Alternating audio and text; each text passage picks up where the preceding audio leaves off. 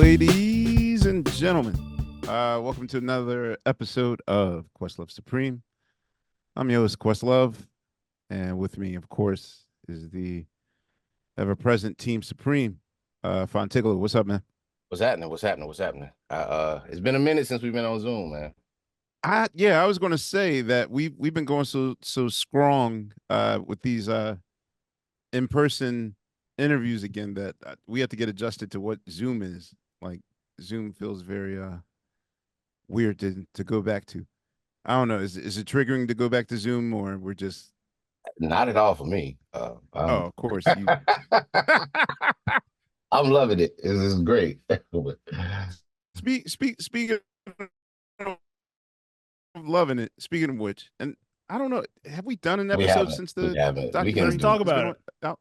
Yeah, I was about to say, you got to tell me what's the after effect of the post Little Brother documentary for you? It's been a lot, man. I think the first week it came out, like when we first put it out during during Black Friday, I had one of my homies hit me and was like, "Yo, man, I haven't talked to my sister in 3 years, and I'm gonna give her a call after watching this." So it's been stuff like that. Like it hasn't even been a lot of music shit. It's been people just been hitting me, just talking about Personal shit. personal shit. Like, yo, one of my man's like, yo, I'm about to start my own business now. I've been bullshitting this, it's been a lot. So it's been opening up a lot of conversations that I think were yeah, it was kind of overwhelming at first just to kind of be getting all that at one time. You know what I mean? But people really enjoy it and they see the spirit of what we made and the love and care what we made it. And so I'm just happy that people are enjoying it, man. Yeah, I was going to say that we're kind of at the end of the stretch, like where we must turn a record in somewhere. Mm-hmm. And it's sort of like, kind of after watching the documentary, I was like, hey, do we have to give this to a major label? Like, Listen, come on. Can we? Dude, come on, somebody. Come on. He preaches this forever. I think we're considering, taking the training wheels off and see if we can do this for Delph. I mean, technically, yes, we owe Def Jam another record, but it's also like it's been 10 years and there's a whole nother administration there. So, it's not like I think they're crying like, damn it, Roots, you one more record. Right. Yeah. When we were last there working on How I Got Over, there was an executive in the studio with us, and he was talking shit about us, thinking that Tariq was like one of the staff at Electric Lady Studios. You didn't even realize, man. I don't know what they look like. I don't know the album. I'm just fucking hearing shit, man. And Tariq's like, yo, I'm in the studio with you. He was, oh, I'm sorry. I thought, oh, damn. I thought he worked here. So man, fuck them people. Do that shit. Like, y'all see way more money, way more control. Y'all don't need it at this point. Y'all an institution, man. I love to see it. That'd be dope. Yeah. So I'll say that you definitely planted the seed in that to see if we can do this on our own. Bill, what's up, man? Yeah. How's we it going? all live our lives like I'm great. I was just thinking about what I learned from the Little Brother documentary is do whatever the fuck you want and be really good at it. Like that's the best piece of advice. Like don't succumb to anybody else's wants. Just do you and be true to your art. Like no shit. And we all make art here, but like to be that true to it and like honest about it is really cool. And that's what I learned amongst other things about other certain people. That's what I learned from the Little Brother documentary. That's what's up. I loved it. I would love to say that you're at like your JMI jazz recording offices, Steve, but that's how official it looks right now. So I don't know what's going on. Like you got your own merch now, your own bags. Like, oh, you saw that? Yeah, we're doing well. JMIrecordings.com. So yeah, little jazz label here in Yo, New Steve, York. I want to tell you too, bro. I bought I finally broke down and bought a turntable, and I listened to like all like the records that you've given, bro. They sound amazing, man. Like they sound amazing. Like they sound great on vinyl. So now y'all are doing a great job, bro. This shit is dope. The record sound really great. Thank you so much. I'll send you. I'll fill you in on what you don't have. Yeah, for sure, for sure. I mean, I cop. Send me the link. It take money. He makes house calls. He came to Hoboken and delivered me records. That happens. You just Damn. have to ask nicely, and I'll Wow. just show up. Damn. Meanwhile, Steve and I live in the same building. I find myself stealing my own product. Anyway. Yep. Yeah. So let's get to it. I will say I love a good transformation story. The artistic metamorphosis, or what we call departure albums.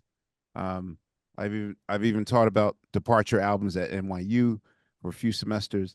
For those not hip to the term, departure album is basically like the one album in your canon that doesn't sound like what you represented when you first came in the door. I mean, there's some legit metamorphosis, like artists like Prince grow eventually. I guess the most famous departure album would be Right, Sergeant Pepper. Well, no, I was going to say Sergeant Pepper's was the very first one because the Beatles wanted to kill the Beatles, or the idea of the mop tops and teeny boppers and never tour again, and then that backfired and actually made them more famous, and then caused them to implode. But even that was inspired by a departure record, which I guess you could say Pet Sounds by the Beach Boys is that. But I mean, there's millions of them. There's Secret Life of Plants. Yeah, Secret Life of Plants, Riot Going On, Kid A, Graceland. Ray of Light. Yeah. Oh, Ray of Light? Uh-huh. Actually, was she trend hopping, or was that really I mean, it was a departure from what came before. I'll say that. Right. She wasn't pop. Okay, you're right. But I mean, Awaken My Love, 808s and Heartbreaks for hip hop. Paul's Midnight Boutique. Vulture's back. There you go. Yeah. Bitches Brew, Dirty Mind. So it's all there. Did the Roots have a departure album? For me, Phrenology wasn't more an excuse to do something different than, I feel like Phrenology was more, I realized like how slow I was listening to Roots Come Alive, and like shit was like slow, but also doing the Roots Come Alive, like I was at my physical heaviest at like 400 plus pounds, and I had lost weight for Phrenology, and then suddenly I felt like I wanted to be more energetic. So, and then it became like, let's just do, what we're not supposed to do. So it's sort of a departure record, but time will tell if I was just, not willing to face the keep the things fall apart thing alive. I don't know. But I will say that our guest today has been a longtime favorite of mine since her 2006 debut. And shortly thereafter, I was fortunate enough to, I guess, a year later, work with her on Al Green's Laid Down album. And then a year after that, we worked on her sophomore album, The Sea. And, I kind of thought I had her completely figured out. Nothing prepared me for her fourth record. I'll just say that much. A quick backstory. I guess our guest and I reconnected in the summer of 2023. She gave me a copy of the record. She did it so casually that 2 days went by before I remembered that, oh, I have the record. Let me peep and see what's up. And I was kind of gobsmacked. And again, I'm trying to avoid typical Questlove hyperbole when it comes to my excitement for something. It's been a minute that I've listened to a complete album on repeat over again by an artist not named Salt.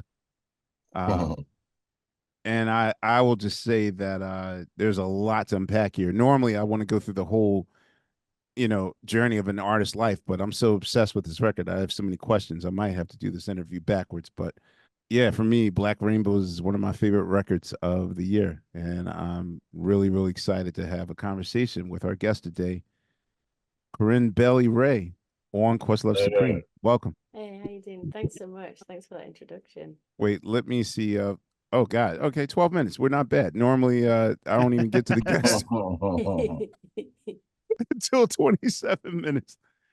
All right, and it's time to go. Thank you very much, Corinne. Thank you. And so right now, you are in the United States. You're in Connecticut right now, correct? Right now, I'm in New York, so I may or may not be getting up to Connecticut today. It depends. There's loads of snow on the road, so I Yeah. always try and make a show. Like, I'm happy to be there, and if only 20 people come, then we're still gonna have a good time. But we'll see what the venue says. I hate cancel shows. It's so disappointing, you know. I hate to be a fan and have the cancel show. And I've been to so many shows where nobody else could make it, you know, and then you feel like you're the lucky 100 people who brave the storm or whatever. So yeah, hopefully we'll be up there tonight. And when someone cancels on you, oh, okay, let me get out my feelings. Anyway, yeah, I hate when artists cancel on people. Yeah, well, first of all, I'm curious, for this particular tour, how many musicians are you with? Because this album is so sprawling in terms of its, I mean, you literally cover damn near every genre of music. And, you know, my obsession with it was, how is she going to pull this off live? What is the makeup of the band that you're with on tour?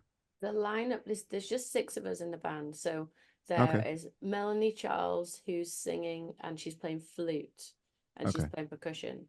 And I'm singing and playing guitar, electric guitar, and some percussion stuff. Erin Burnett is playing tenor saxophone. Kyle Bolden is playing electric guitar, who I absolutely love. I've wanted to work with him for a long time. He plays with Stevie Wonder, and we're lucky Okay. that Stevie's in the studio right now. So managed to Okay. like entice Kyle. So yeah, so he's kind of like 3 people. You know, he plays just one guitar. He showed me his guitar the other day. It folds in half and packs in a backpack. You know, like some guitarists are Really? really, it has to be this, and it has to be this wood that's maple and cherry and seasoned. And he's just like, it folds in half. He puts it in his backpack. He's And it playing doesn't one affect guitar the through the strings whole at all? show. The string, you know, it falls forward and the strings, everything. It's a portable guitar that he's playing right now. And he can cover, he's playing like wailing electric guitar. He's playing like really pretty, so Curtis Mayfield, and he just does it all. It's just in his fingers, you know, so he's amazing. Right. And then I'm playing with Stephen Brown, who's my longtime collaborator, and he has a massive setup. So he has a few keyboards. He's playing bass sometimes with organ pedals that he has underneath the keyboards. He's playing bass with his feet a lot of times, or sometimes he's playing synth bass. Sometimes he's playing electric bass, like on New York Transit Queen. He gets up from the keyboards, and he has a whole row on top of we've taken spring tanks, and we've taken pedals, we've taken modular synths. So everything that he's doing on stage, sort of all of the sends from the stage are going into that rig, so that he can affect it in real time, so that he can, you know, if we're singing and we want it to get like trippy and transcendent, he can put in his delays and reverbs and backwards things and octavizers, and then that's going out to front of house. So yeah, we just put it all on a plane yesterday. I think our oversize or whatever, you know, when you have to pay overage, Right. it was like So they made $1,000 it. or something.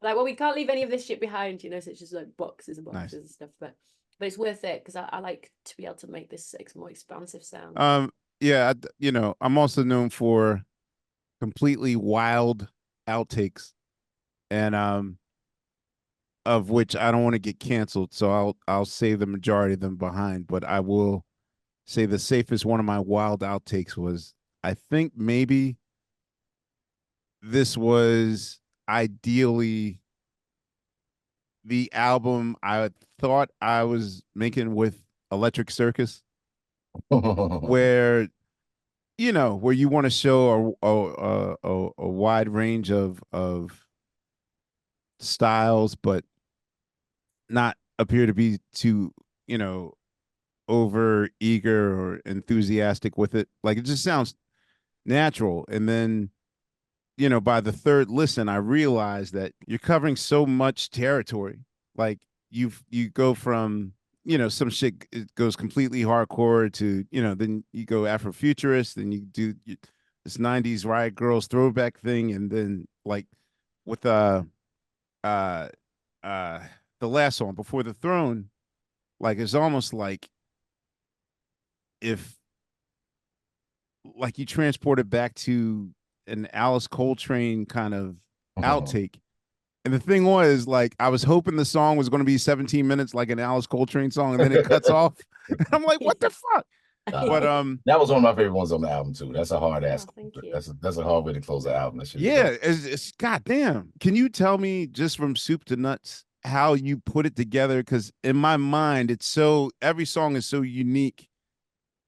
I think if making it in real time, I wouldn't know how you would see it as cohesive, but yet together it feels cohesive. Can you just describe to us the process of that? I'm glad that it feels like one thing, and it felt like one thing to me because it was all driven by this obsession, and it was driven by this obsession with this building. I had been on a friend's board. It was a Pinterest board that she had. She's called Jamala Johns, and she's kind of a art curator. I think in the early days of Pinterest, it wasn't just like, this is a cute hairstyle, but some people were using it like a magazine, you know, so they would put up a picture and then they would just write tons and tons. And she had this board called Artists and their Creatives and Their Workplaces. So she had Kara Walker arranging her silhouettes. She had Picasso painting with light.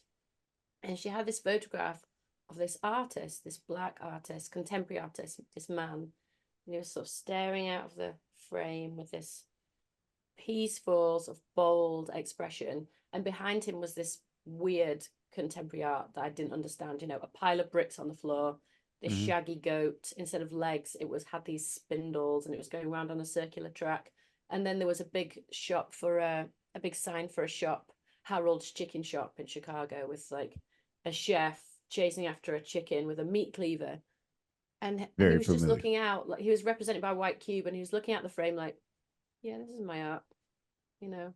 And I thought, who is this? I don't know contemporary art. Who is this man specifically? Who is this Black man who's not working in figurative art, right? It's not paintings of people. It's not drawings of people. It's not photographs.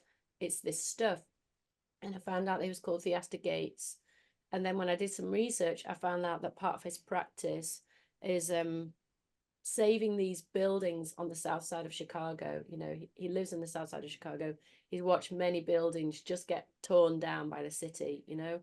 On Stony Island, where this building is, used to have big theaters, you know, really important theaters for Black music. And just over the years, they've been torn down one by one. So, I mean, Chicago's architectural masterpieces. But then when you get to the south side, there's these holes, there's these gaps, and it's a kind of erasure of the history of the place and of the presence, the Black presence in the place. And so he saw this bank. It's a 100-year-old bank, and it had been slated for demolition for a long time. It's going to be pulled down by the city. The basement was underwater, but it's this beautiful bank with these columns outside, and it's like a big square sort of Greco-Roman building on Stony Island. And he decided he was going to save it, and so he bought it for $1 from the government, and he saved $4 million by selling his own art to transform this bank. So it doesn't have art in anymore. It doesn't have any money in. He's saved it by filling it with art archives and historical archives. So it has 26,000 books that were given to the Johnson Publishing Company, submitted to the Johnson Publishing Company, who made Ebony Magazine, Jet Magazine, the Negro Digest. So from 1943, you know, if you wrote a book in anything to do with Black space, architecture, politics, dance, entertainment, recipe books, yearbooks, if you wrote PhDs and you wanted the Johnsons to review it and include it in their publication, you would send it to the Johnsons. So 26,000 of these books, you know, some of them we know and they're familiar, some of them super rare books. It's got those.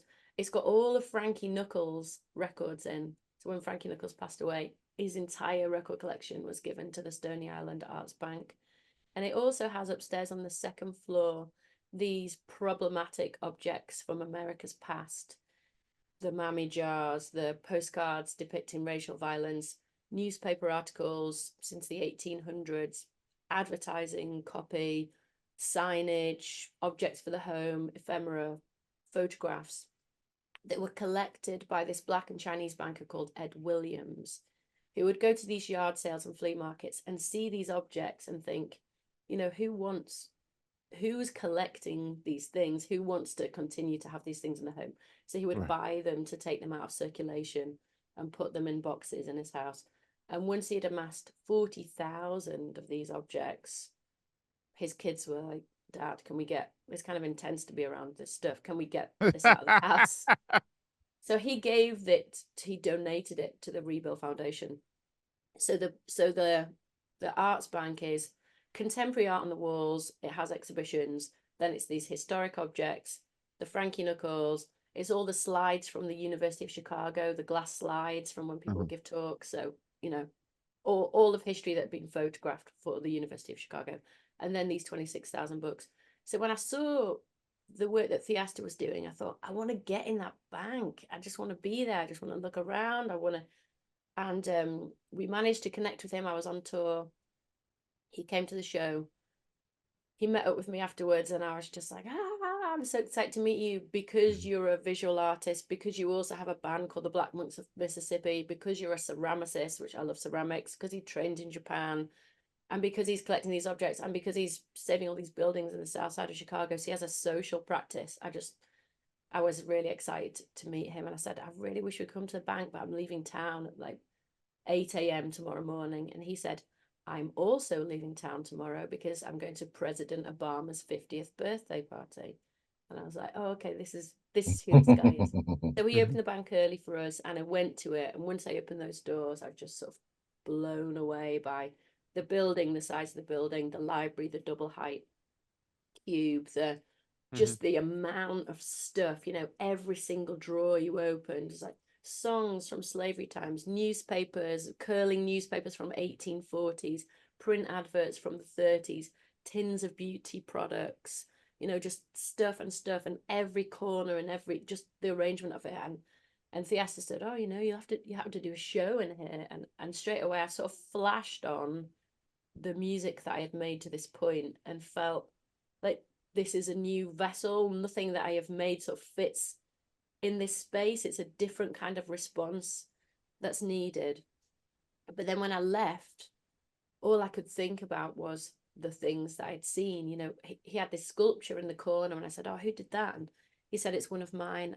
And it looked like it had been made from wood that had maybe had the paint stripped off. There was a certain amount of violence to it.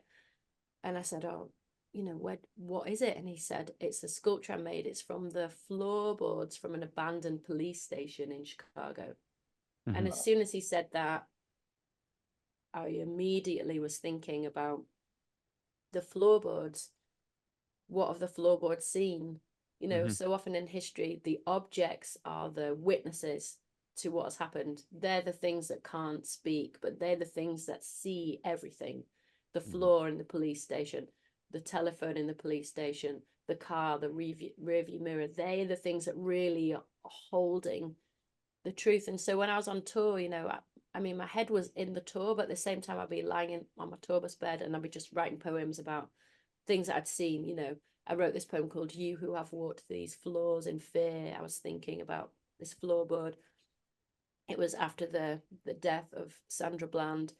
So I was thinking about, you know, who knows truth? In some cases, it's a person. In some cases, that person is unwilling to express what has really happened in the situation. But all the physical objects, they know. And I just thought, I want to get back to that bank. I want to open more drawers. I want to touch more stuff. And every time I touched something, I felt like it's old stuff, but it's fizzing with a kind of contemporary, real life things happening in the molecules story. So really with the writing of the record, you know, I went back for a 2-week residency. We stayed in the south side of Chicago. I mean, I'm from the UK, but you guys know Chicago. Chicago has its huge challenges, you know. Oh, we know. Yeah. So that was an eye-opener. You know, we didn't have a car there, and we said, oh, we'll just, you know, we're staying so nearby, we'll just walk around. They're like, oh no, you can't walk around. You know, so we walked to the place where we hid the car, and on a bus shelter there was an advert for what you could do if you wanted needed to give up your child in the first 30 days of its life. You know, it was a list of things. It said all you need to do is wrap it in a clean towel. It has to be in the first 30 days of its life. You could take it to a fire station, or you could drop it at this particular school or that particular hospital. You can give information, or you can have no questions asked. And it was particularly poignant that it was at a bus shelter, because of course that's where so many children that couldn't be looked after have been left by parents that couldn't look after their children. So, Right. you know, just sort of walking, I thought, this is what this area is. And I thought about the importance of a building like this, which talks about the history of the area and talks about the history of the people and how the situation is as it is now, and it hasn't always been the way it is, and it won't always be the way it is, but how art is a place of, it's a new space, it's a physical space, it's a place where people have the opportunity to imagine something different. So I was there for 2 weeks. I wrote some songs there. I was home, I was back and forth. I mean, this record was sort of 7 years coming together, you know, so sometimes I was making music in the place. We set up a studio in one of the buildings next to the bank. And all the songs on the record are inspired by particular objects in the bank, or groups of objects or events in the bank. And that to me was my sort of golden thread when I was making it. And then to me, whatever the style was, it didn't matter. It just, whatever the music was, it just kind of bounced off the object. So it's all about the objects, and the tight remit was it has to be in response to these objects. And it just became my obsession. I felt like everywhere I looked, there was a story or a photo or something about Chicago, something about the South Side. So what comes to you first? Do the words come first, or does the music come first? Because there's some songs in which he will follow me with his eyes, in which like specifically melodically, and your words are dependent on whatever chords being played, and it's not a circular song that it's looping.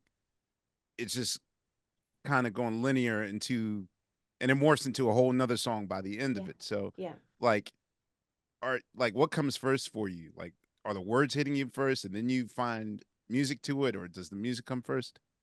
I think in that situation, in He Will Follow You with His Eyes, I had found this tin of a beauty product. It was by this company called Valmore, and it was set up in Chicago in 1926. And all the illustrations I found to be really beautiful, really elegant. And they were done by this black artist called Charles Dawson, who was a very, you know, well-known artist in his time.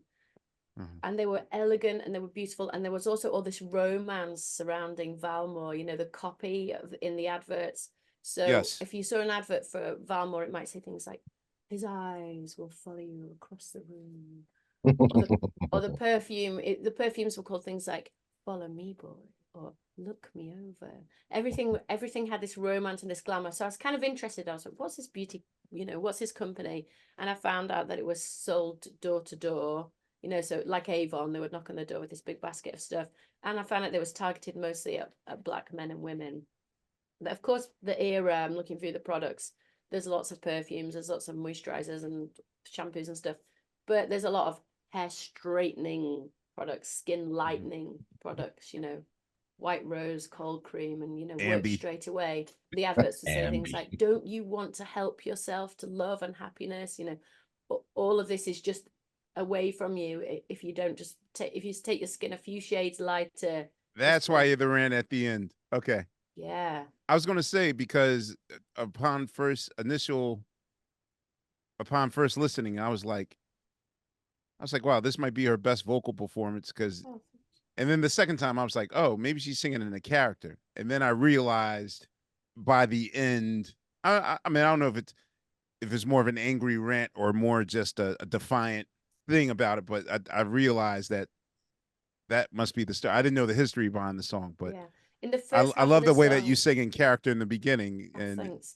I wanted to get into that sort of 50s space, and I was thinking about 50s medicated domestic femininity in America. Okay, so it's like, you've got all the things you meant to need. You've got your vacuum cleaner, and you've got your washing machine, you've got your refrigerator. So as a woman, your life is not difficult anymore. You know, you've got these appliances and you shouldn't complain. And you're in the home. And if things feel difficult, there's always a tablet you can take from the doctors just to take the edge off things. And then, but then, you know, imagining someone coming to your door with these products, there's a kind of femininity is already this narrow. And then for Black women, it's even more narrow, because beauty's white aligned at this point, you know, so you've got to do all the women stuff, and then you've got to do the stuff to make your natural self augmented to be accepted. And so in the first half of the song, the person is definitely under the spell of Valmore. I did that. I wrote that song in the bank, and I played it on guitar. You know, I sort of do my best on my guitar. Like, I'm not a trained guitarist, but I wanted to make it sort of, you know, 50s and dreamlike, like those kind of chords that would be in, you know, those movies that start with a car's winding round the side of a mountain or whatever, an open top car, and it's like there's the glamour, and then halfway through I wanted to have this kind of sonic arresting, you know. So when I first wrote that, that was just like me playing one string, dum dum dum, you know, my plum red lipstick, my black hair kinking, my black skin gleaming, you know. I wanted it to be, as you say, sort of defiant, you know. It says at the end, I don't want to leave myself behind, vanishing into a girl I don't recognize.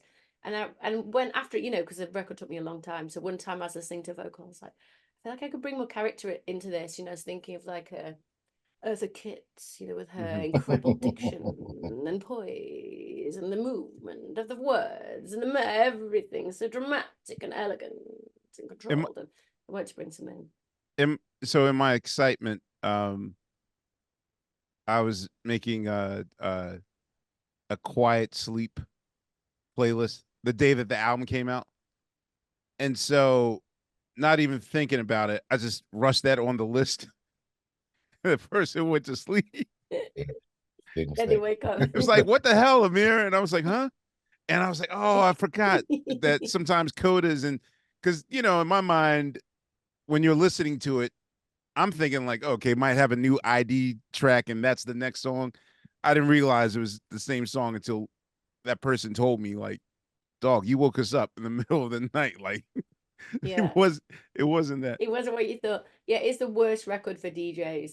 But I always think my stuff's a bit like that anyway, sort of like it's bumpy, like you're just getting into one thing and then there's another thing. And I don't know, that's my background. It's like I was a classically trained violinist, and then I was in an indie band when I was 15. That was a music that I loved. You know, I had grown up with soul music, but indie was like my thing that I found, you know, Veruca Salt and L7 and Belly, and I guess I liked, you know, women in that music. I like seeing women play guitars, and I don't know, they weren't shaving their armpits or they weren't having to wear a certain thing. They're just wearing t-shirts and a jeans and they're just doing their thing. And there was a lot of freedom in that.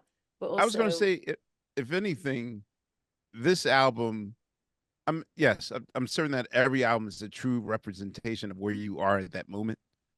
But would you say that this particular album, you know, and of course I understand that a lot of your albums are also confessional diaries because of lost love and what you've gone through in mourning and all that stuff. But would you say that this album is more closer to your creative heart than, say, what your debut record was? Yes, I think this is really close to my creative heart. And the irony is that I thought it was always a side project. You know, when I made it, I was like, it's not going to be my name's not going to be on it. It's an independent record. It's not going to be a major label. You're trying to pull a Mariah, weren't you? I get it. No, Mariah sort of. Do you know the history of the Chick record? No, I mean, and not until you mentioned it the other day. But I still, I mean, I haven't heard that record. You sent me some pictures, and I thought, wow, she looks different. But yeah, I think she's amazing. Yeah, Mariah did the same thing. Like, she was just recording her real record, but just to have some fun, she would, you know, play around, fuck around, doing dinner breaks and all that stuff, and then they had enough material to make a record, but it was always just supposed to be like a joke amongst the bandmates, and, you know, and I still maintain that that's Mariah Carey's best record, because she doesn't care about the outward gaze of critics and the record label, and keeping the machinery going. Because all the time artists tell me, like, especially like in the first 10 years of my career, it was like, man, y'all got a label that supports y'all. Like, and at first I was like a little insulted.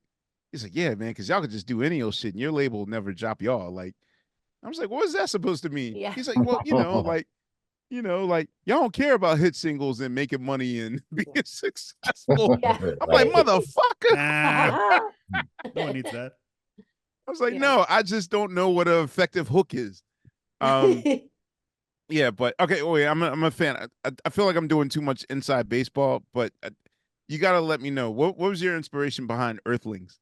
Because I'm Earthlings. obsessive with Afrofuturism and all that stuff, and like I am too. You know, I feel my dad had funk, you know, like P-Funk records when I was little, and Parliament records, and I'd look on the back and see these weird cartoons, mhm. you know, of like the women in the booby tops and the booty shorts and Yeah. this and there was all this stuff about space, and I remember just thinking like, what is this? And definitely when I was a teenager, I just sort of thought of it as kind of a bit silly or escapist, and it was only when I got into my well, probably, you know, 10, 15 years ago that the penny dropped, you know, and the expansive thing of if you want to if someone wants to pigeonhole as being from here, you have to be within the system of what it means to be black in America. And like Sun Ra, the only way to explain it is to say, actually, I'm not from here. Oh, you think I'm from here? Oh, you think I'm like that? No, I'm not even from this planet, you know.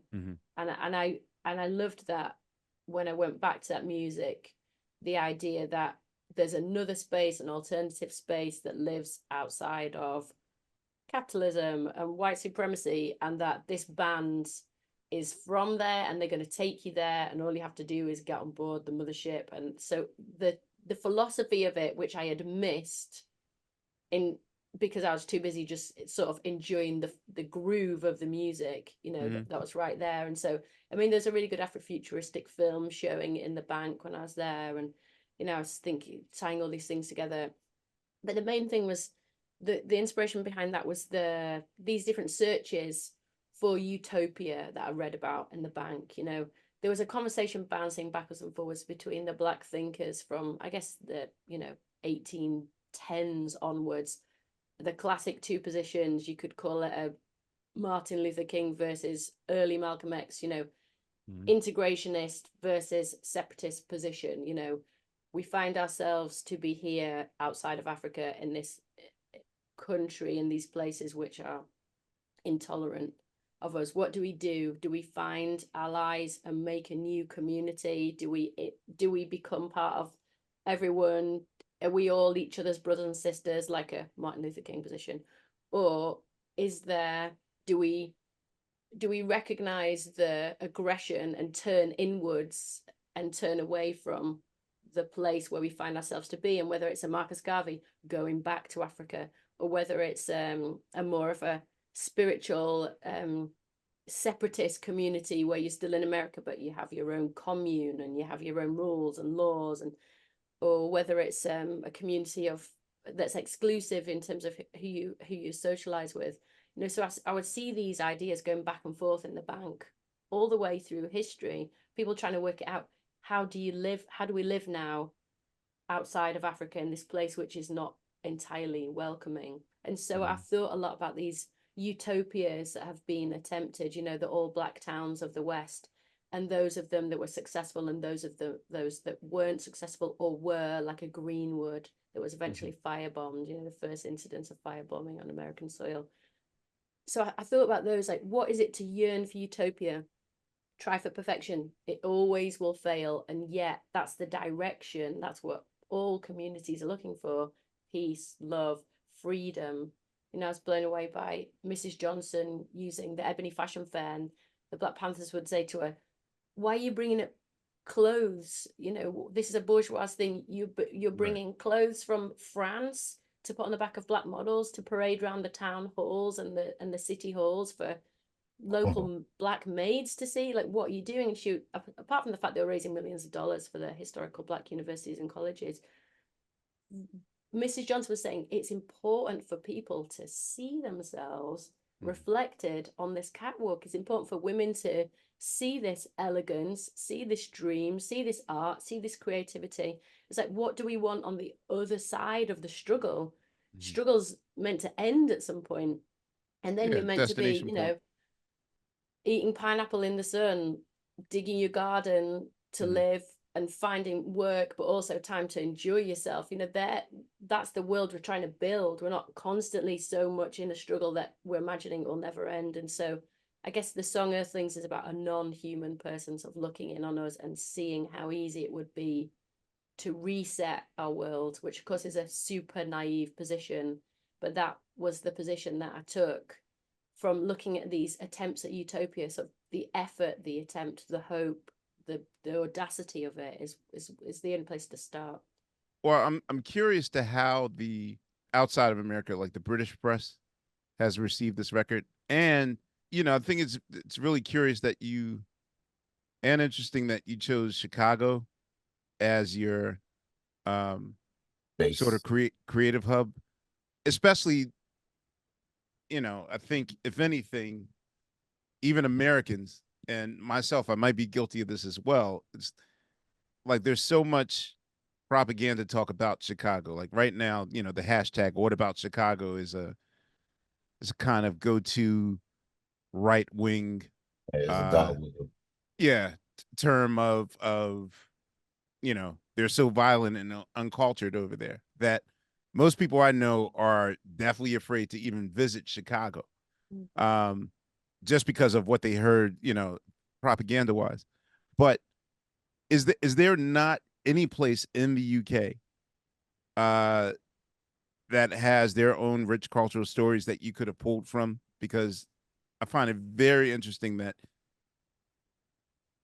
you had to come, 5,000 miles across the pond, to find this wealth of inspiration. I think it's a really good point. I think the holders of archive is a really interesting thing in America versus the UK.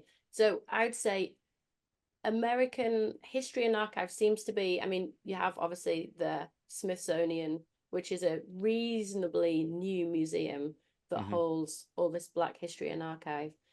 But it seems like a lot of Black archive in this country is held by private individuals or private foundations that have come from corporations. Like America's still in its move of, you've got the Mellon Foundation, you've got the Ford Foundation, organizations that made lots of wealth through capitalism that are now sort of giving back, and it shows their brains and it sort of legitimizes them to a certain extent, and it shows that they are invested in people's history and holding history.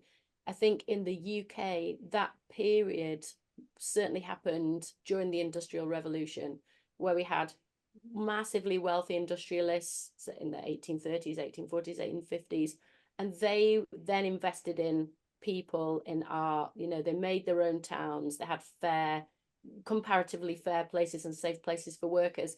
But then the state took over in looking after history and archive, which is probably the right place for these things if the state is interested. But at the moment, the conservative government that we have now, which is more of a right-wing government, there just hasn't been the investment in Black stories and Black archive. So there are Black archives that aren't open to the public, and that you would need maybe a research a qualification or sort of invitation to go and look at. But also so much of the work is not valued or lost, or it's lost.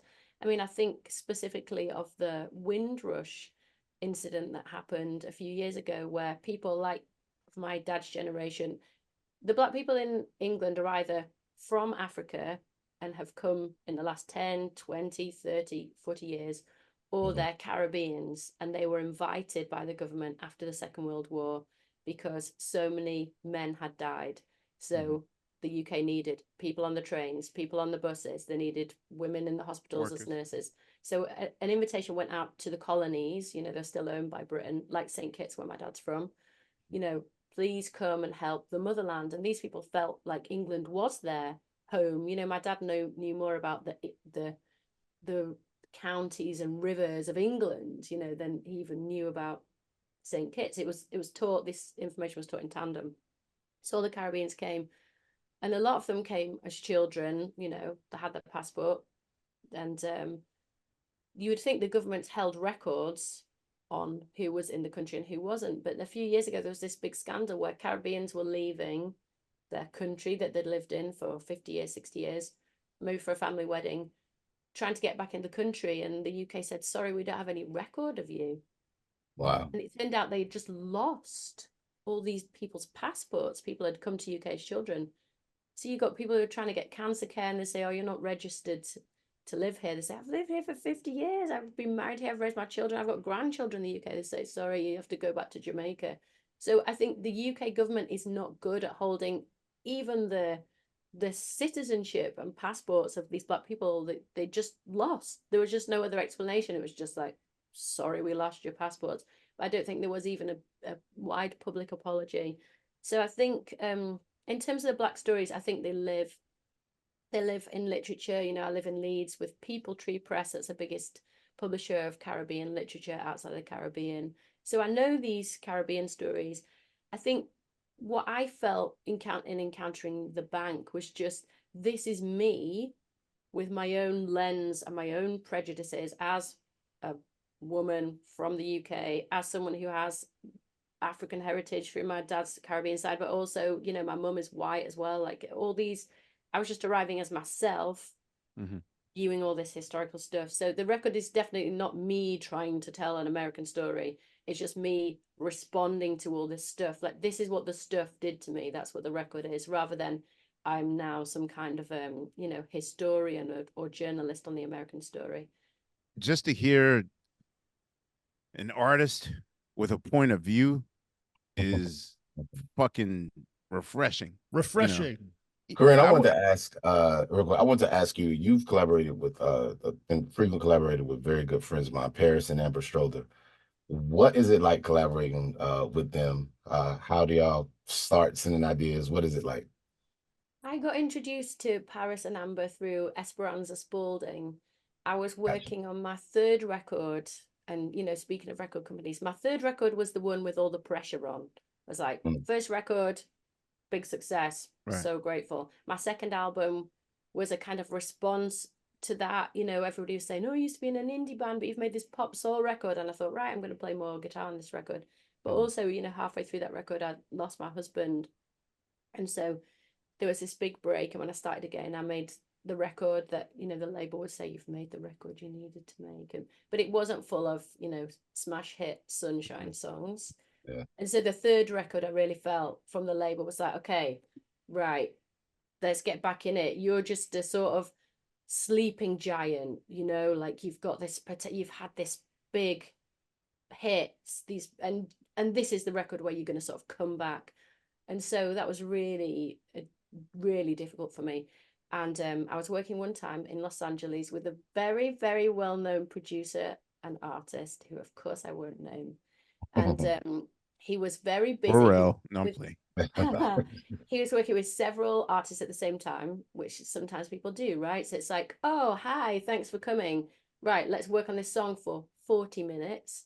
And then like, yeah, if you got some ideas, you call like Jerome. Jerome's my assistant, right? He's going to be in the room with you. I'm going down the hall because, you know, 5 other people are in the studio complex and I'm just like sprinkling my sort of genius hit power everywhere. So Sounds I don't like know. Ahmir. Good. I wish I had that ability to sort of perform under that kind of setup, but I just don't. So it's like the inspiration just kind of left me. And I left the session and I can't remember how I saw Esperanza, but we met up and I was like, she's like, how's it going with superstar Blah, blah, blah. producer that everyone else has had massive hits with? And I said, oh, it's going terribly. You know, it makes you feel like you're the one that's kind of flunking, you know, they're the superstar and you're the one. And she just said, have you met these guys? And she brought out the CD of the EP, King's EP. King, yes, sir.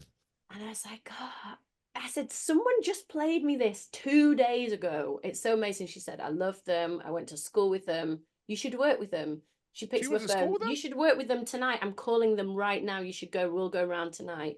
And she picked up the phone. She's like, hey, Paris, you know, I'm with Corinne. I was like, I don't know if they've ever heard of me. And they knew me. And we went over to the house and I just instantly loved them because aside from being the musical geniuses that they are, they just have this like still, well, you know them, like, still calm, beautiful presence. And we just sat and we just had a jam. Esperanza was playing bass, Paris was playing keyboards, me and Amber was singing. And I just thought, oh, I've sort of found a harbor here. You know, this is so different to being in the room with all these dudes. You know, like I've been told they're a songwriter, but they're just tapping out the beats. Like, where's your tune? Like, tell me when your your track's finished so I can put my superstar beats to it. And I'd be like, I haven't, we're just starting from scratch. I thought, you know, I kind of naive going into those settings.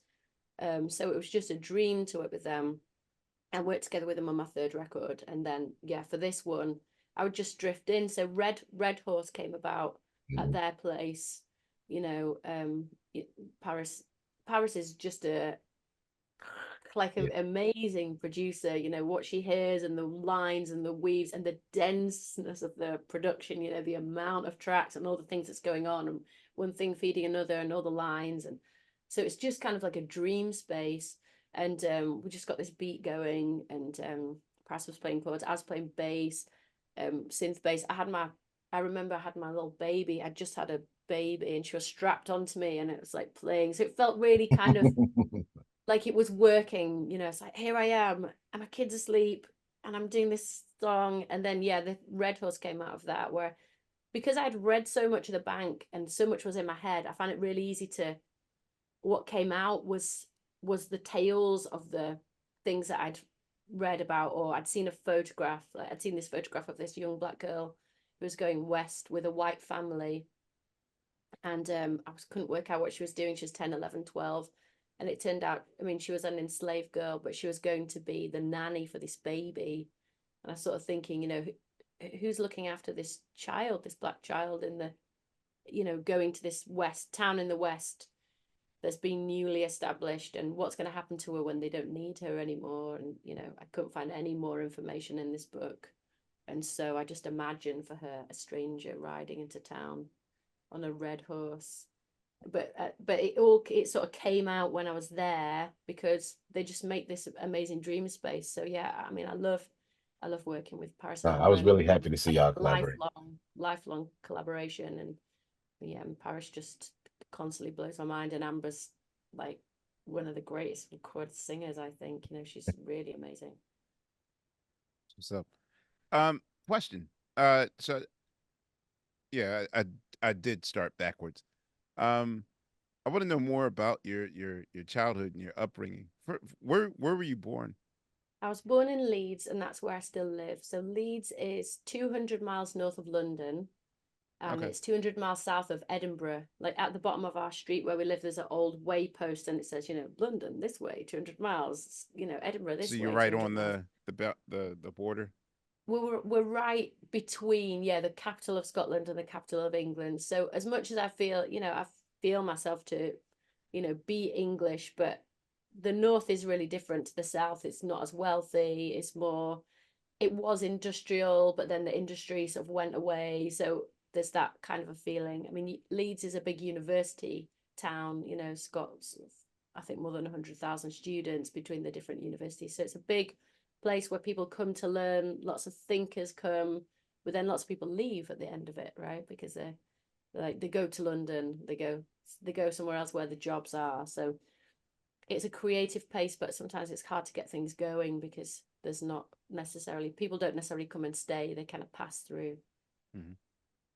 No, well, I know that you have a sibling that's an actress as well. Like you have 3 siblings, correct? Or yeah, there are 3 of us. Yeah, there's 2 sisters. So my middle sister works in politics, and she works in social justice, and then my younger sister acts. And then then there's me too. So what can you describe the household? Like how were your parents artistically inclined or musically inclined or anything?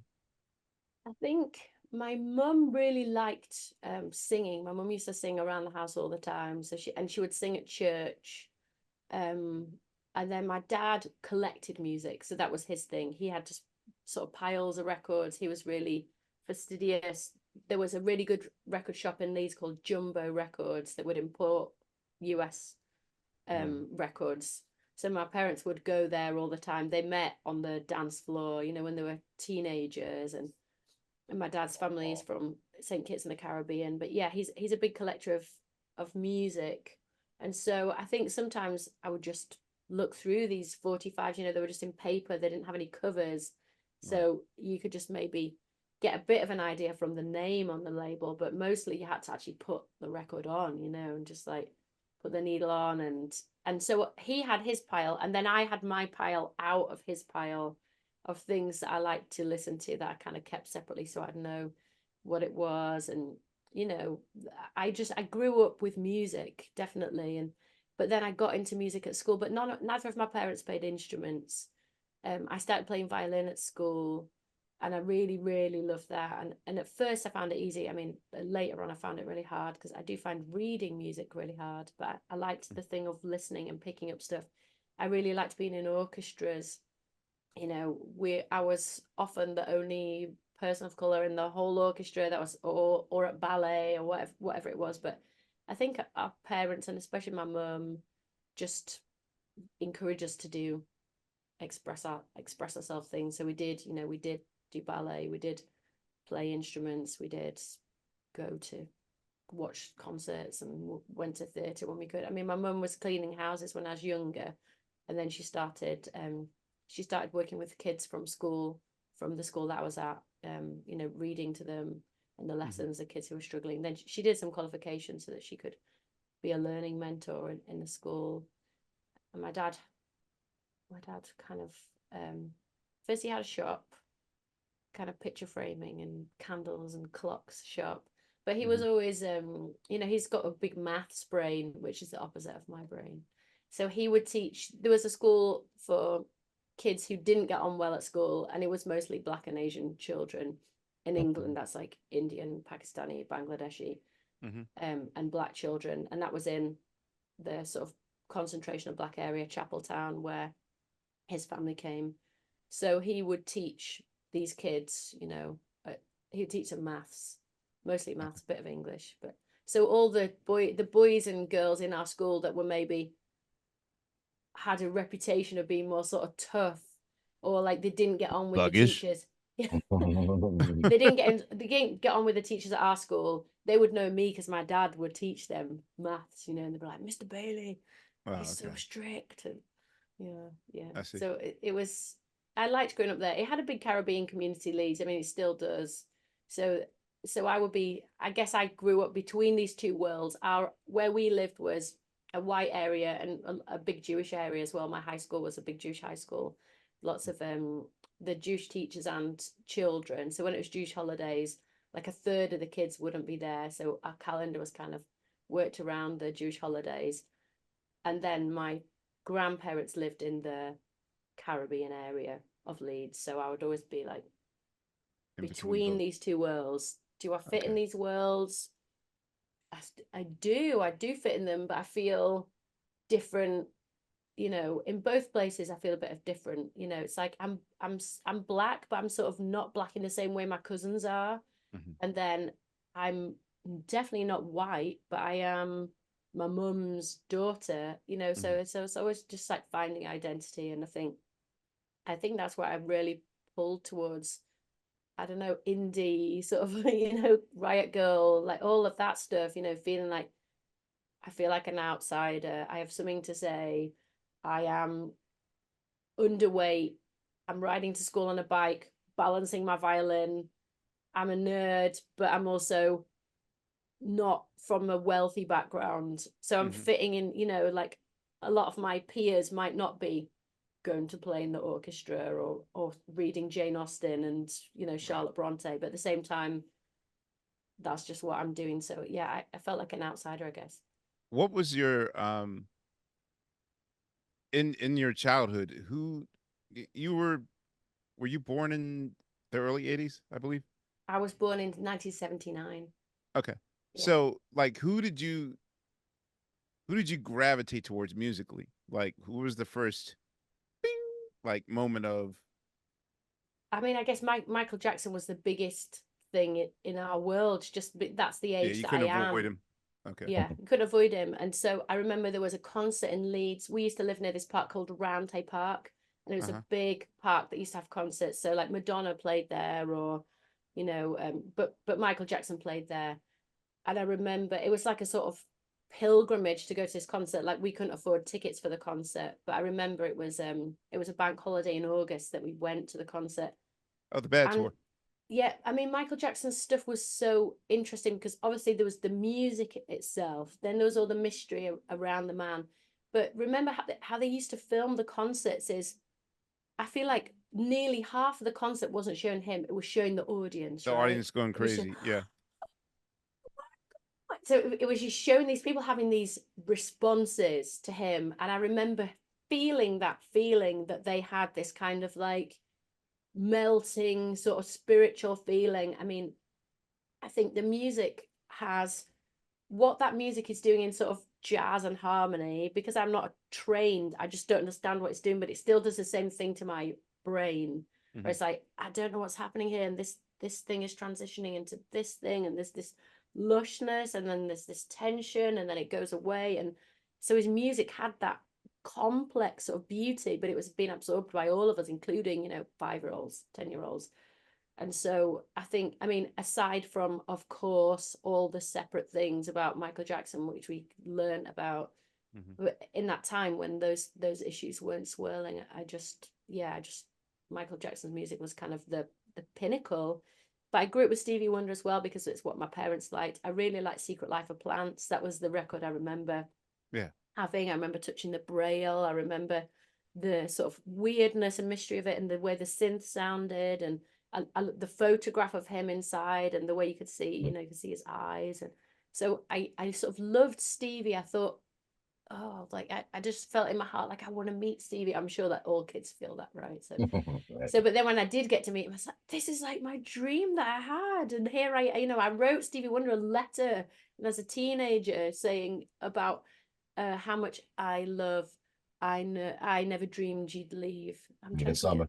I never dreamed you'd leave in summer. I remember writing this passionate letter about it.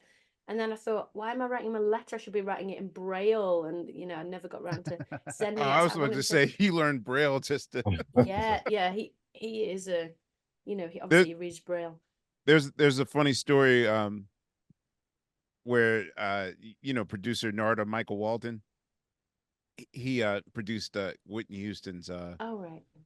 How Will I Know, and I Want to Dance with Somebody, and he also did like Starships, like Nothing's Gonna Stop Us Now, not like he was like Clive Davis's go-to guy. But he tells this story that he was so inspired after seeing Stevie do Fingertips when he was a kid.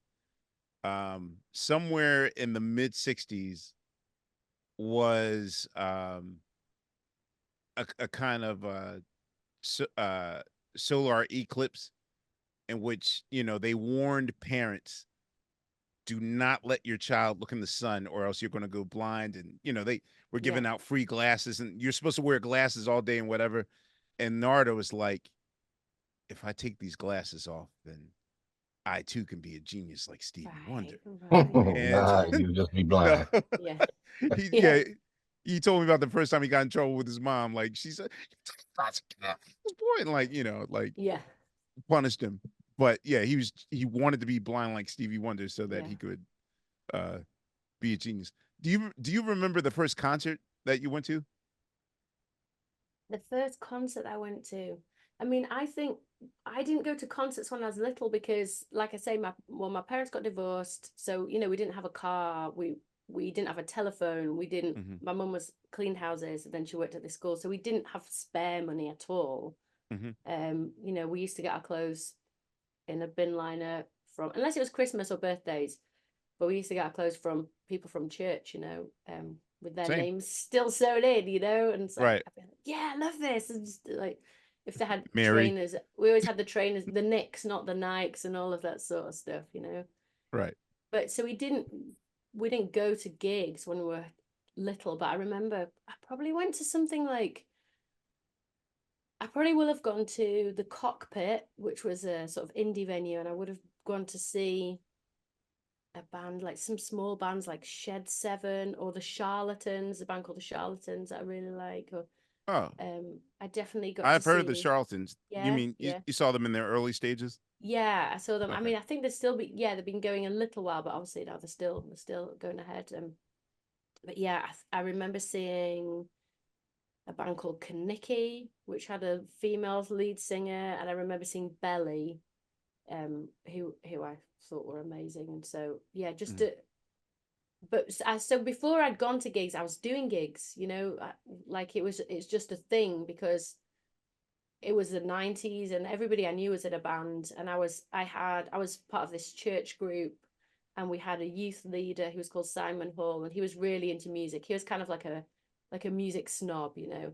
I'd say, oh, I really like this Led Zeppelin. I say, I really like this Lenny Kravitz song. But Lenny Kravitz, you should go and listen to Led Zeppelin. Right. Or I say, I really like this Jamiroquai album. And be like, you should listen to this Stevie Wonder album. Or, you know, he was like Okay. that. And he was our church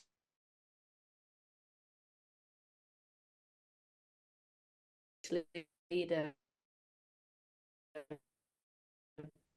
And so he got me into, you know, David Byrne. Then one time he called me because I'd started this band with my friend. The snob. Helen, Yeah.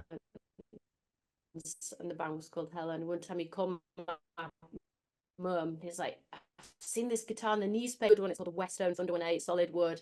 Like, you should get it.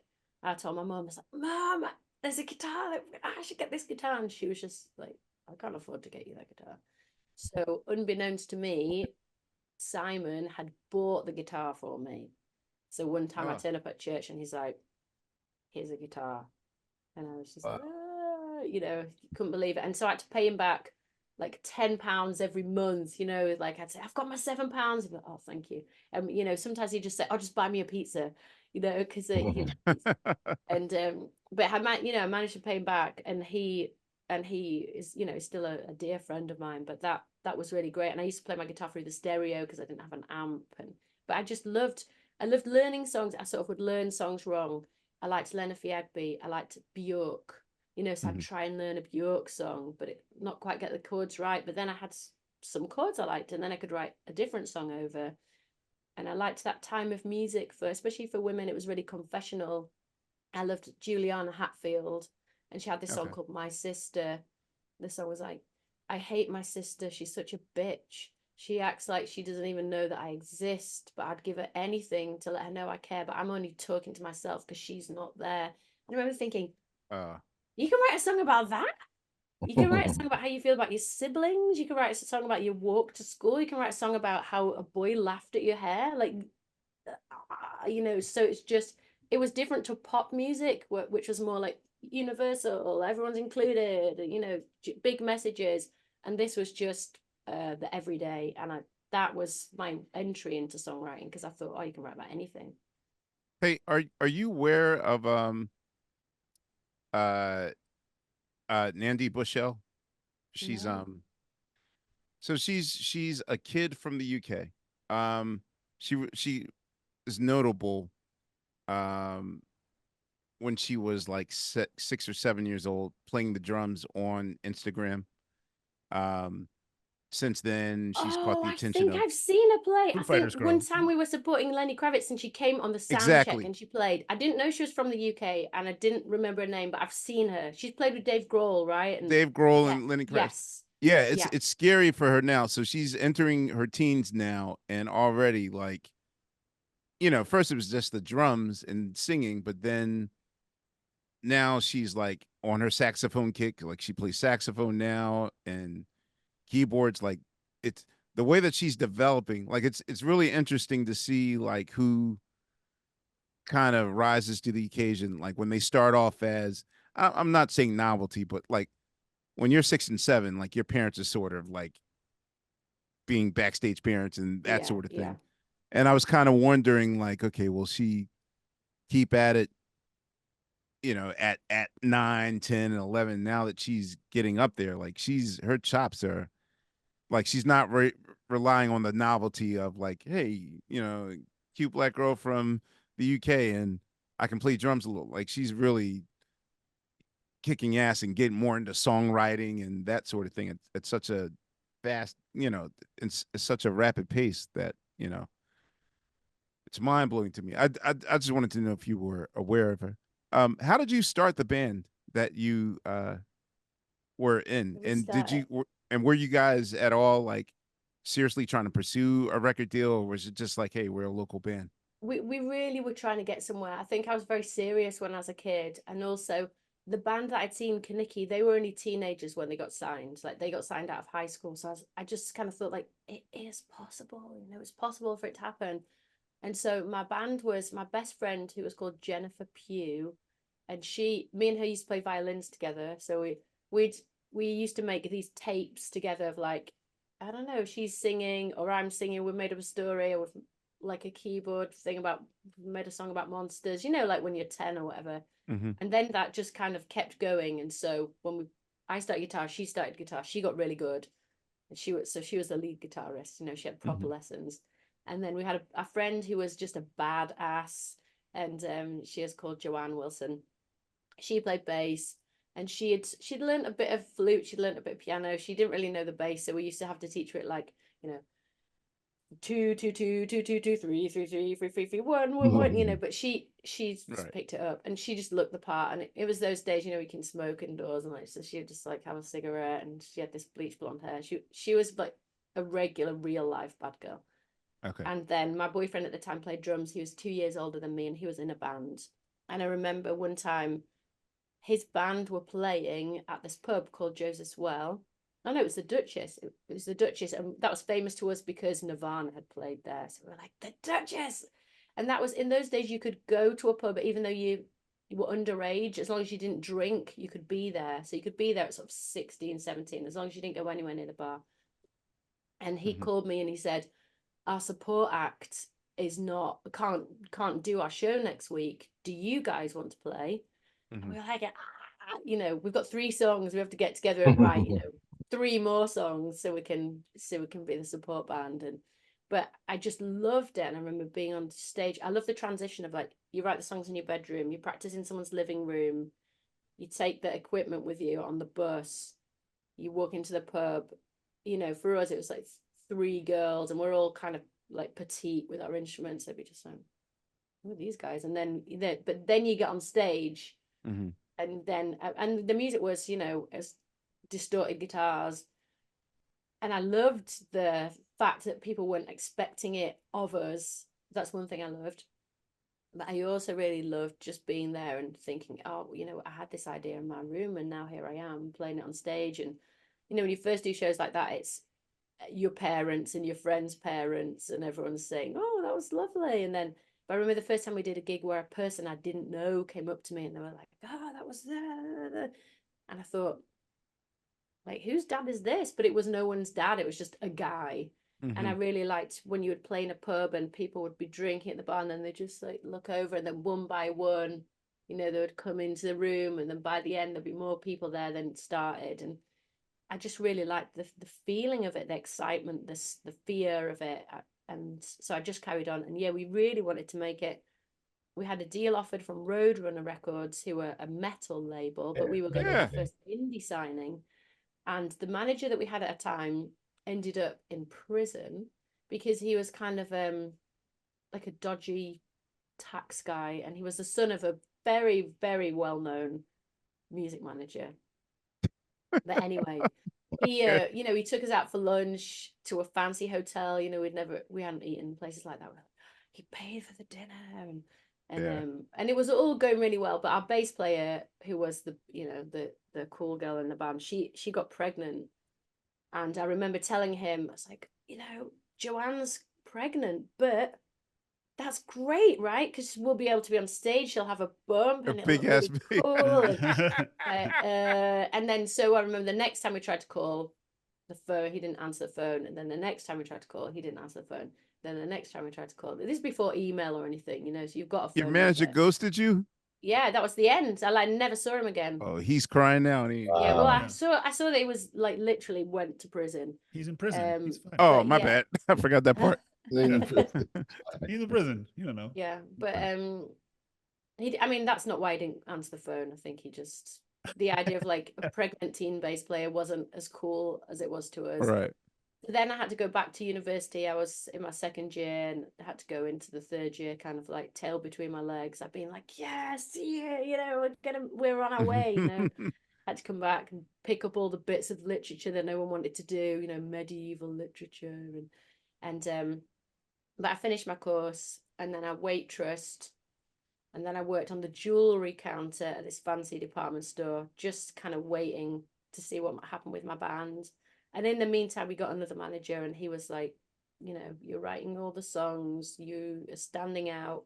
Why don't you come to London and write some songs with these different people and just sort of see what happens? And I felt really divided because it was all my best friends, you know, at the time. But my best friend who had a baby, she'd left, and we had a different person. Then the drummer had left. We got a different drummer, so it wasn't really the same band. It wasn't the same anymore. And I just thought, yeah, I'm going to try this. I'm going to try this. And those songs became the songs that I had for my first record.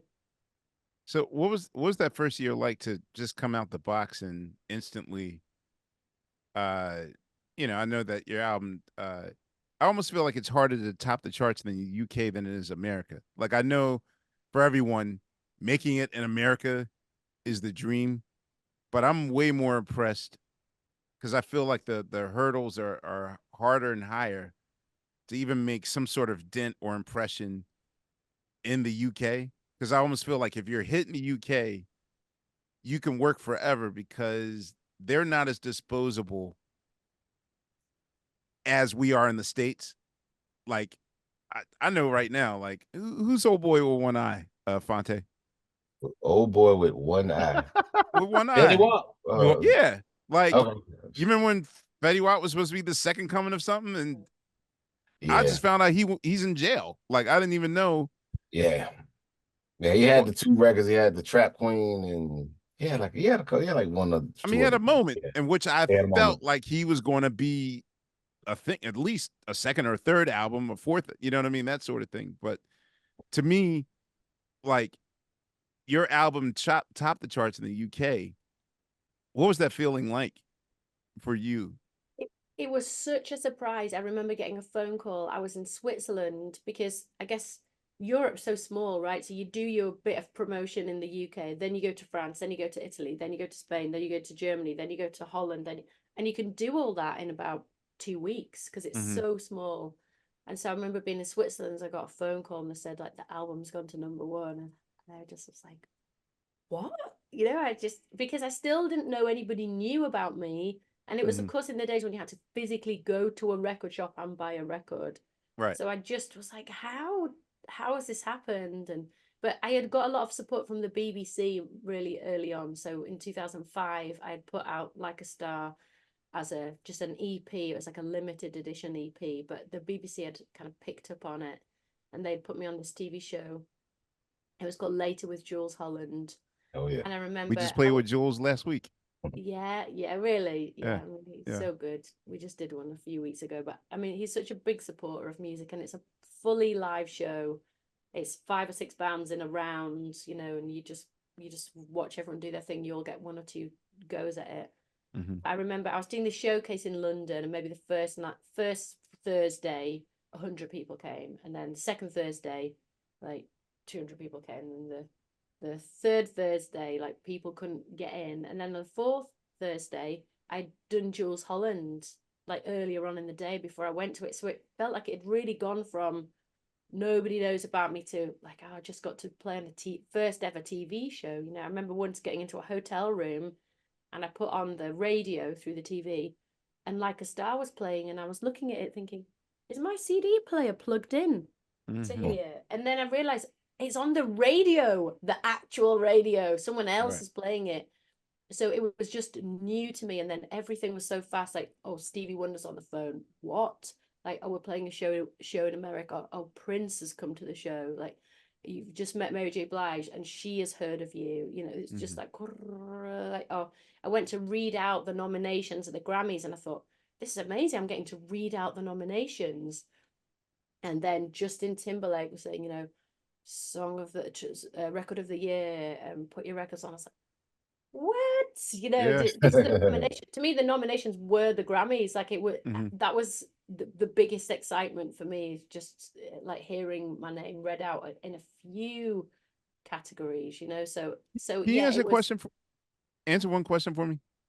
I don't want to interrupt you, but since you mentioned that, I gotta ask. So since you were on the Joni letters, do you receive an actual Grammy? Yes. Yeah. Okay, so I get it. Yeah. See, there's so much kind of goalpost moving when it comes to who can get one, who can't get one. Yeah. because I'm associated with a few records that are albums of the year, but I find out like in some categories, like especially with hip hop and soul, because there's so many collaborators and sample credits Right. and all that stuff. They don't want to make those trophies. Yeah, Yeah, they'll too just many give you trophies. a little certificate Yeah. saying you participated. But then I'll notice like in classical and country and pop Interesting. in the main categories, like everyone gets like you're an official Grammy winner, where mine is sort of like I get a You're trophy bullshit. award. Like, yeah, I Yeah. participate in Voodoo. Here's my Yeah. thing, you know. Yeah. No. So I always wanted to know, Well, you should redress that. man, I got my own other battles to deal with. So no, but I do feel like when artists win album of the year in their respective categories, like we too should get awards as well. So, Yeah. Yeah. but I I think always so wanted too. to know in the main category, do you get an award or do you not get an award? Okay. Yeah. So you I got it. remember Herbie saying, if we win, I want you to come up on stage. But in the moment, I didn't go up. I just thought, like, I've contributed one song to this. This is Herbie's thing. And he had a lot to say, right? He had a speech prepared in his pocket, you know? Mhm. So, yeah. No, so, don't dismiss that. yeah. That was your moment, Oh, you know. thank you. For me, like I feel like this album is the soundtrack to a movie that doesn't exist yet. Or like how do you take this further?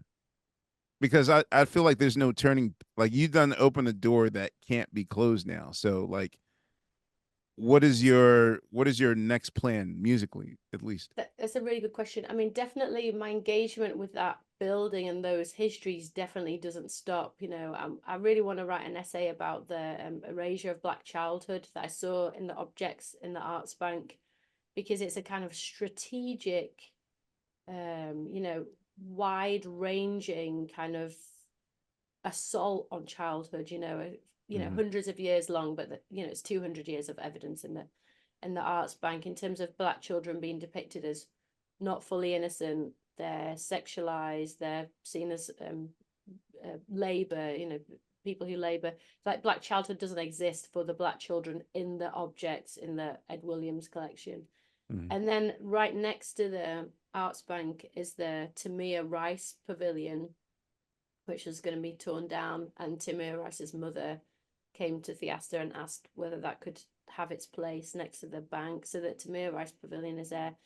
And, you know, I think a lot about the connection between what is it for a police officer to not perceive someone as a child, to think of them as a dangerous adult instead of seeing them as a child playing with a toy, because they've been swimming in this culture, a lifelong culture that extends back generations, of not affording Black children the same space, innocence, joy, freedom as other children. You know, how does it, one thing is cartoons and stories and silly picture books and, you know, illustrations in the Black Sambo and postcards saying, oh, all these coons look alike, but the real world of effect is you know, it's death for some young people. And so I definitely want to make some sort of, I want to do some sort of work around that. But at the same time, I know there's people who are more gifted in that area. You know, I'm just reading Christina Sharp's book. You know, there's some towering academics in that world. But at the same time, there's all this collection of the stuff that I'm interested in. So yeah, I mean, I want to find a way to make some sort of commentary in that. But yeah, for me, musically, I just feel like I came from a place on my third album feeling like I am a failed pop star who has sort of squandered their chips at the, you know, the roulette table of music. You know, it's like, you had all this and you could have. And my third record was that, you know, it was me just playing what songs to music executives, you know, 8 men in a room, and having them say, I just don't think that's the first single, you know, and thinking, okay. And after a while, I didn't need them to be in the room at all, because they were just in my head. Everything I started, I thought, what's the point of even finishing this song? It's not an international mega smash, you know, it's not Uptown Funk. So why am I even going to finish it? To now feeling like I am an artist.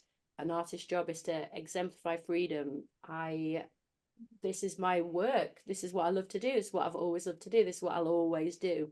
No. Are you pleased with the response that you're getting about the record? I'm overjoyed with the response, definitely, because I feel, I mean, I don't read it, but I've got someone who's telling me, you know. I live between fuck Pitchfork and, did you see what Pitchfork said? And to me, you know, that sometimes they get it right. I mean, even when they're dissing me, they get it right. But sometimes they get it right. We were talking about labels earlier. Now that you're with 30 Tigers and kind of doing it independently, what is that like now? What is the difference between, you know, being I love labels. label system? Yeah.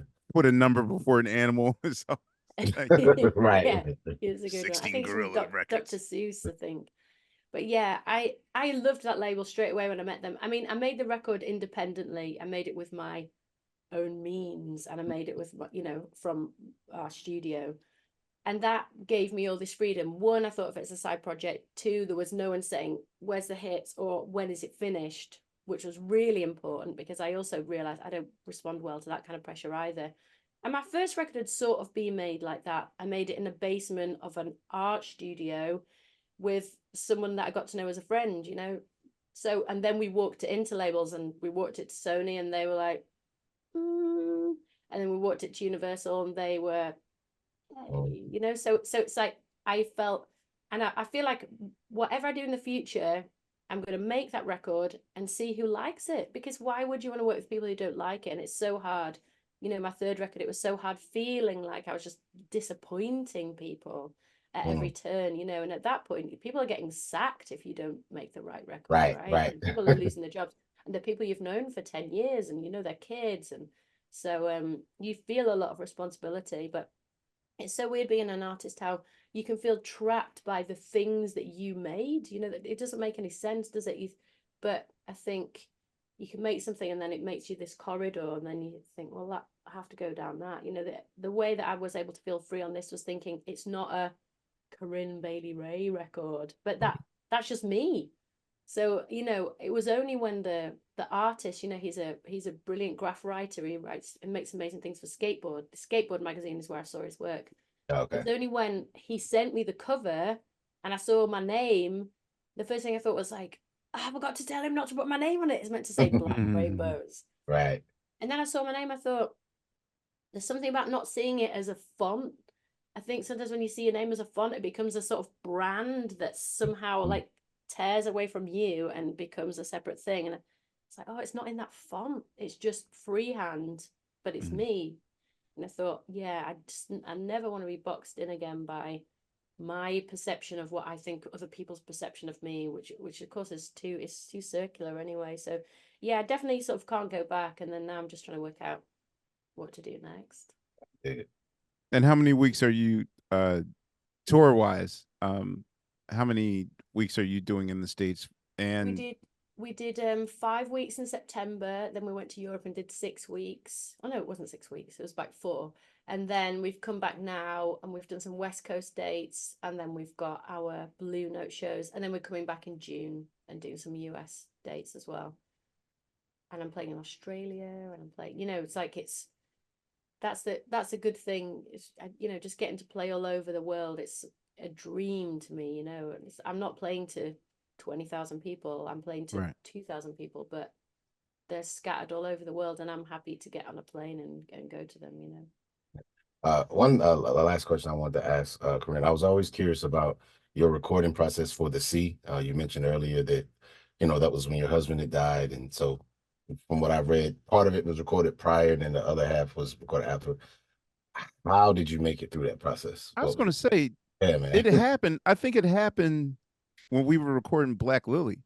That's right. Like, we had done some work. We did a take, and then I had done this great jam with James Poyser, and it was like, oh, all this feels really good, and I'm happy in this really happy place. And Jason was playing with Mark Ronson, and it was just things were looking so good for us. And then you know, we took a dinner break, and then I just remember the session stopped, and at first I was like, well, I guess he didn't like where we were going with it. I had no clue, and then they explained to me what happened. I can't remember.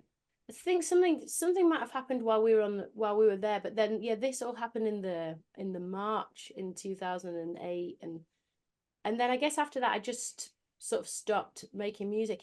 It kind of felt like the end of my life, and I was 29, and you know, when you're 29 you sort of think you're old, you know, because you're nearly 30, and 30 is the end of your life, right? So I thought, well, you know, I've had this great life, and I've had all this great, you know, I've really enjoyed my music stuff, that when you have an intense period, sometimes that 18 months feels more expansive than it really is. So it felt like I've done a few years of this, and then yeah, I just thought, okay, that's the end of my life. And then also it was so painful, I kind of couldn't imagine 39, 49, 59, 60. I was just thought, how could I sort of carry on with this amount of physical pain? And then I guess, you know, anyone who's experienced grief, it's just like slowly, it's like the sound being sort of turned back up again, and you find little moments, or you find interest, or you see. I remember being in New York and seeing this couple, and she was pregnant and they had a little baby, and I remember sort of thinking, oh, like I had a little pine for that, like, oh, in my future I want to be a parent. I remember feeling that, and that was a little sort of crack of hope. And then, you know, or I'd sit at the piano and just get like 2 chords. I was like, oh, I want to finish that. So there were just little bits of things. But it's a really, really, really, really long time. You know, and when I was touring the sea, I was still very much in my sort of widowhood. And so, I mean, it was useful to play the songs, but it was really difficult to play them as well. And also it attracted to me a lot of people who were grieving too, which was very beautiful, but also had its own weight to it. You know, I remember meeting a couple after a show, and they had lost a child before it was born, and they wanted to talk to me about that, and they even wanted to show me photographs. And I remember sort of thinking, I am not sort of qualified for this. This is far beyond my pay grade, dog. Yeah, but at the same time, here I am in this space, which is, I'm standing on a stage talking about loss, and not many people are saying that at this moment. And so it was just, I'd meet people in the street, they say, I lost my brother, I lost my mother, I lost my partner. People would write me letters, I lost my husband. And I felt in my heart was so open and bleeding in that time, you know, just like the naivety that you can have if you haven't experienced loss. You sort of walk around the world like, yeah, I'm kind of in control of my life, and you know, and like I just got to manifest this, and you just don't realize like how everything can change in a moment. So I guess when I came through that grief, the place I arrived at was total gratitude at being alive. And you know, and then I had my children, and then I felt very differently about my life. I thought, I really wanted to live, you know, I want to make it, you know, I want to make it. I want to survive for them. So every day that I wake up, I'm like an old person, you know, when you talk to an 80-year-old and you say, how are you? And they say, well, I woke up today. You know, they say that. It's like, that's what I'm like. I'm like, here I am. I'm awake. You know, I'm here. Like, I just feel this massive gratitude and massive joy all the time, because I've been so low to the point where I felt, I don't want this life. I don't want my life. And now I really, really want it. Really want it. So I'm really grateful. And definitely playing music helped me to articulate those thoughts. Well, I thank you for sharing that. And again, I fucking love your album. And you know, anyone listening now, just please like give your support. Like, this is really, really a great record, and repeat listens over and over again. And you know, I can't wait to see this live. I'm going to see you this week when you come to Blue Note. Of course, this will be on the air way after the fact. So if Corinne is in town, then you need to support her. But thank you for doing this for us, and I appreciate you taking the time. Thank you for having us. I really appreciate it. Thanks everybody. For sure. Yes. All right. Well, on behalf of Boss Bill, he's not. Yeah. Right. On behalf of